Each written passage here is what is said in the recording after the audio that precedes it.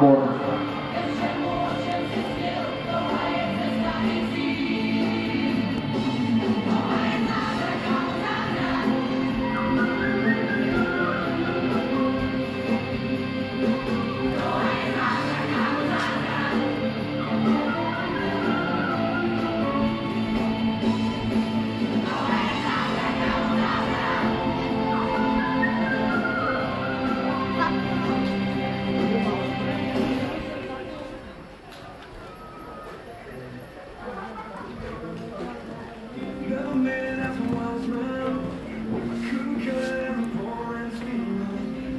A jelikož se nám blíží konec základní části soutěže, tak si pojďte říct, jakéže je aktuální složení finálové desítky. V tuto chvíli Divo, Sally 9, Dorigen, Laila 1, Taranta, Andy 9, Chantal 6, Augustinus, Ramsay a La Jolie.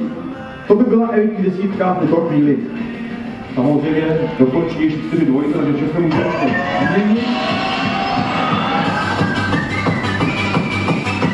Čas 54-70 bez trestních bodů je výsledek dvojice Starmanos B a Jana Benešová.